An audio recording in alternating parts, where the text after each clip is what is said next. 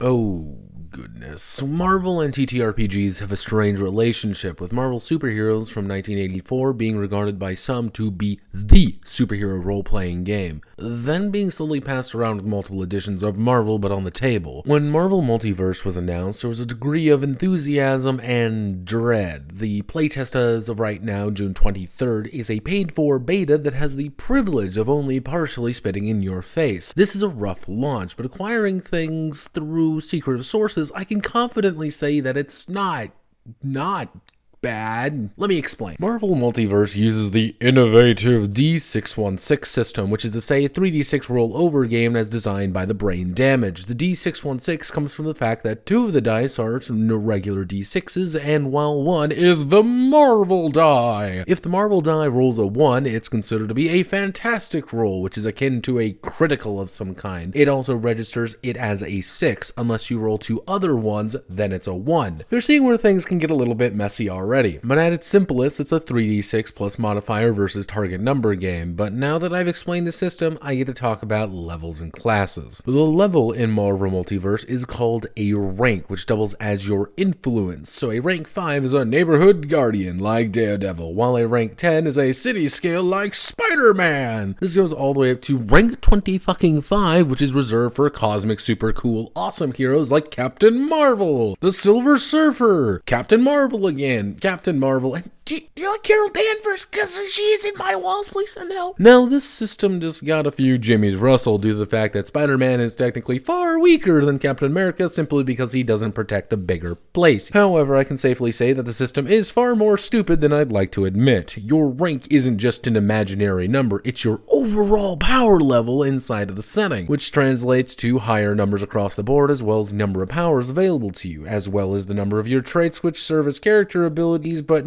we'll get back to you, those things fucking suck. However, let's do a little bit of a quick comparison, shall we? Between a rank 5, a neighborhood hero, and a rank 15, a national hero. Rank 5, you have 2 power sets and 5 powers between all of them. If you sub out a single power set, you can have a whopping 6 powers. At rank 15, you have 3 power sets and 12 powers between them, most of these being dramatic increases in your raw abilities. Now, these play into the classes, which there are 6 total, those being Blaster, Bruiser, Genius, Polymath, Protector, and Striker. Your class simply determines how your attributes are going to grow, as well as your starting attributes, as well as your damage values. As there's no set damage for punching, kicking, or getting shot, instead each hero has a fight damage and a range damage, which will do a set value. So taking the Striker for example, a rank 5 Striker will have the following attribute modifiers, as well as a set attribute defense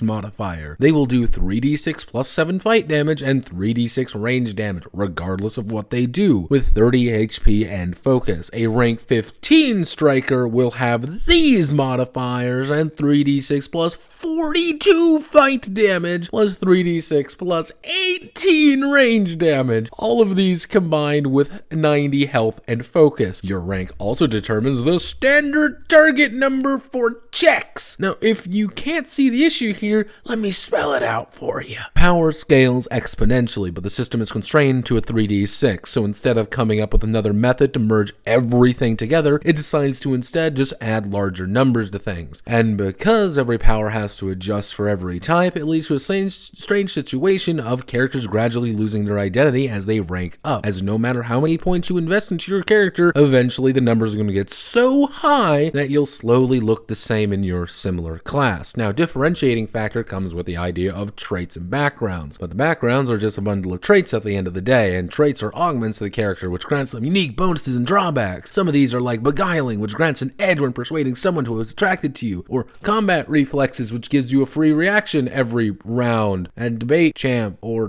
you also get signature attack, which is literally just a free attack, or you can write prescriptions. The unique features of this particular playtest either feel really useful, gimmicky, or useless, and nothing else in in between. I have really talked about powers at all, have I? They work. Most of them boil down to when X do a thing, such as Battle Plan, which inspires allies to get a bonus to all their actions, or Hurled Shield Block, which grants damage reduction. Woo. Some of these are actually pretty valuable, such as Mighty 1 through 4, which grant a flat bonus to combat and standard checks, or Natural Healing, which naturally heals you. Any power set can be taken by technically any hero as long as they have the correct origin, but at the end of the day, as long as you have justification for it, you can take almost any power of your choice. Or just take Wisecracking and mentally shatter your enemies with endless Buffy one-liners, or better yet, just make multiple variations of goddamn Spider-Man. Now, I can't go over everything. I have a full video for that, but what I can say is that the game is very incomplete as of right now, but the issue is pretty blatant. The game is structured around heroes ranging from cosmic death superheroes to I have literally just discovered I have powers in the same game, but